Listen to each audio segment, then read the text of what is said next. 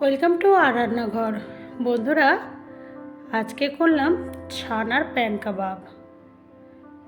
ছানা বাড়িতেই করেছি, বাড়িতে ছানা কেটে কাবাব করে নিলাম। তাই ভাবলাম যে সেই কাবাব আপনাদের সাথেও শেয়ার করা যাক। ছানার কোপ্তা এগুলো তো খেয়েই থাকেন, কিন্তু কাবাবও একবার খাওয়া যাক বা করা যাক। প্রথমে দেখুন, প্রায় 750 গ্রাম মতো দুধ আমি ফুটিয়ে নিয়ে তার মধ্যে 3 চামচ মতো ভিনিগার দিয়ে ছানা কেটে নিয়েছি। দেখুন দুধটা ফেটে গেছে। এই যে সাদা সাদা অংশগুলো দেখছেন, এগুলো হলো ছানা। আপনারা ভিনিগারের পরিবর্তে লেবুও ব্যবহার করতে পারেন। যদি ভিনিগার বাড়িতে না থাকে তাহলে লেবু দিলেই কিন্তু দুধের ছানা কেটে যায়। দেখুন এবার তুলে নিচ্ছি আমি। এই ছানা দিয়ে বিভিন্ন রকম রেসিপি তৈরি করা যায়। রসগোল্লা বলুন, সন্দেশ বলুন, বা বিভিন্ন পনির, সমস্ত কিছুই তৈরি করা যায়। যাই হোক, আজকে আমি এই ছানা দিয়ে কাবাব তৈরি করলাম। দেখুন ছানাগুলো হাত দিয়ে ছাড়িয়ে নিয়েছি।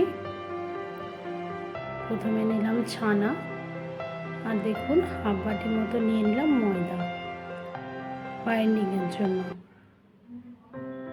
নিলাম দুটো কুচি কুচি করে কাটা লঙ্কা আর একটা পেঁয়াজ। নিলাম কিছুটা ধনেপাতা, হাফ চামচ মতো শুকনো লঙ্কার গুঁড়ো, হাফ চামচ জিরে গুঁড়ো, স্বাদ মতো লবণ, হাফ চামচ গোলমরিচ গুঁড়ো। সব কিছু দিয়ে এবার মেখে নিচ্ছি।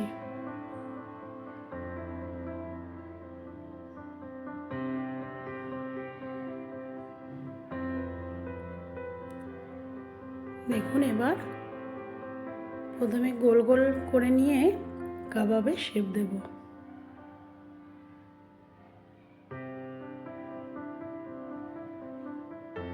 আপনারা পেঁয়াজ যদি না খান ছানাতে, তাহলে পেঁয়াজটা না দিলেও কিন্তু খারাপ কিছু লাগবে না।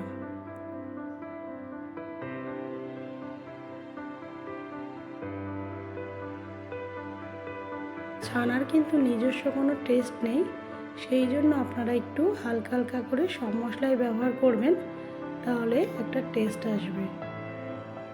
দেখুন কাবাবগুলি আমি সব রেডি করে নিয়েছি।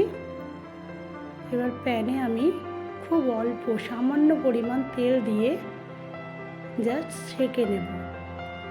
ভাজার প্রয়োজন নেই, ডিপ ফ্রাই করার কোনো প্রয়োজন নেই। দেখুন আমি অল্প তেল দিয়ে শুধু এপিট ওপিট লাল লাল করে সেঁকে নেব। সেই জন্যই আমি এই রেসিপিটার নাম দিয়েছি ছানার প্যান কাবাব। এগুলো আমার একদম নিজস্ব এক্সপেরিমেন্ট বলতে পারেন। যখন আমরা রান্না করি না, তখন রান্না বলে নয়, মানুষ যে কাজ করে তখন সেই কাজ নিয়ে তার অনেক কিছু এক্সপেরিমেন্ট করতে হয়। দেখুন লাল লাল করে শুধু সেঁকে নিলাম। হয়ে গেছে আমার ছানার প্যান কাবাব।